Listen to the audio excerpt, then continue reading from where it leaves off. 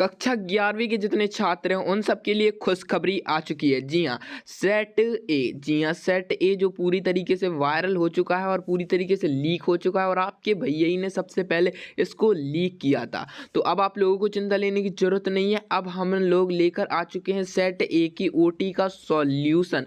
और जैसे कि आप सभी लोगों ने अगर सेट ए की पीडीएफ वगैरह देखी हो, सेट ए आपके पास आया हो, तो आप लोगों ने देखा होगा कि सेट ए जो है सेट बी से काफ़ी हद तक मैच कर रहा है, या हम कह सकते हैं सेट ए जो है सेट बी से टोटली मैच कर रहा है। बस नंबरिंग यहाँ वहाँ है। और मैं बहुत सारे बच्चों से स्टार्टिंग में भी कहते आ रहा था कि जो लोग सेट बी देख रहे हैं सेट बी कर लीजिए प्लीज़, क्योंकि जो सेट बी है आप लोगों का वो सेट ए से मैच करता है।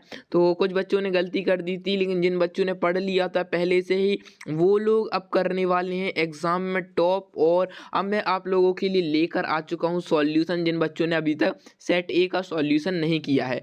ठीक है, तो सबसे पहले अपने सही विकल्प चुनकर लिखने हैं। तो हमें 6 नंबर में ये आते हैं। तो सबसे पहले आती है मुख्य क्वांटम संख्या n को 3 से संबंधित कक्षकों की संख्या होगी 7। निम्नलिखित में से अणु की त्रिकोणीय पिरामिडीय ज्यामिति होती है CH3 की। एंड फोर्थ में आ जाएगा इसमें संभव नहीं है। फिफ्थ में आ जाएगा सामान्य स्थिरांक का मान होता है C। ठीक है, C आ जाएगा यहाँ पर C। एंड सूत्र तो पता ही होगा आप लोगों का, ए अपॉन बी वाला। ठीक है, ब्रैकेट वाला ये वाला सूत्र होता है। एंड अब आता है आप लोगों का कि CH एंड C आप लोगों का इसमें हमें कितना बताने कितने सिग्मा बंद है। तो इसमें सिग्मा बंद है 11। ओके, नोट कर लीजिए 11। और यहाँ पर हमने पूरे के पूरे आंसर लिख रखे हैं। पहले में 7 आएगा, दूसरे में CH3 संभव नहीं है, C 11 और छठवें में आ जाएगा 108। ठीक है, 108। रुकिए दोस्तों, मैं एरोप्लेन मोड कर रहा था कि जिससे फ़ोन वगैरह आना आए, जिससे आप लोगों को डिस्टर्ब ना हो सके सॉल्यूशन देखने में।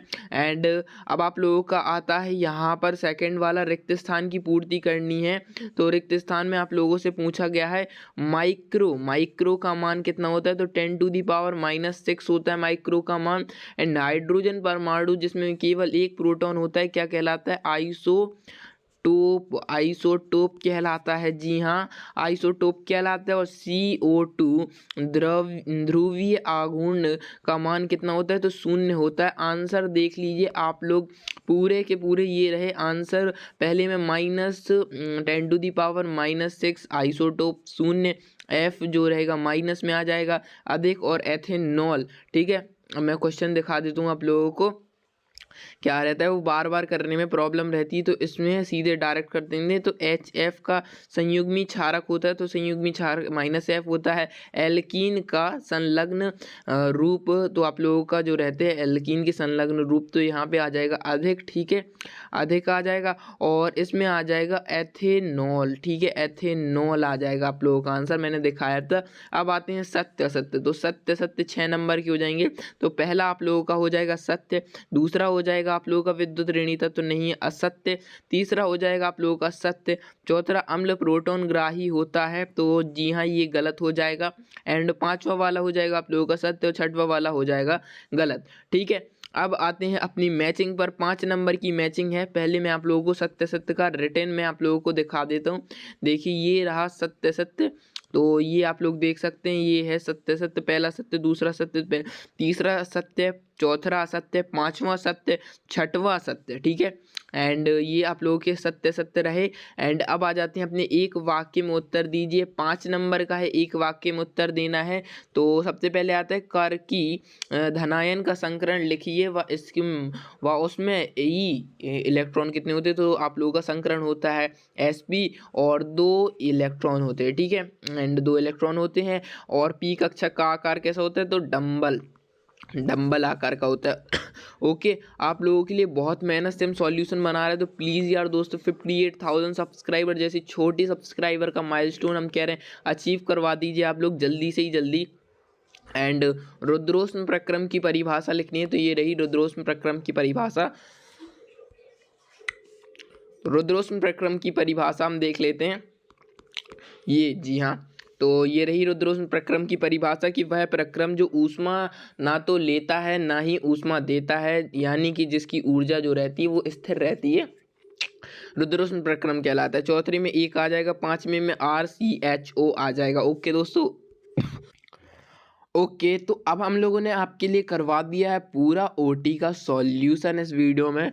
एंड ये वीडियो आप लोगों की यहीं तक थी। एंड नेक्स्ट वीडियो में अगर आप लोग चाहते हैं कि हम आपके लिए जो है यहाँ पे हुंड की अधिकतम बहुलकता के नियम एंड मूल अंश की परिभाषा, और इसमें आप लोगों की ये जो रही आप लोगों की सार्थक अंकों की संख्या, जी हाँ ये सार्थक अंकों की संख्या, पहले मैं आप लोगों का ये तो करवा दूँ आपका यहाँ पर। हाँ, ये जो पूछा गया था क्रियात्मक समूह का सामान्य सूत्र क्या होता है, जो मैंने दिखाया था RCHO, ये होता है इसका सामान्य सूत्र।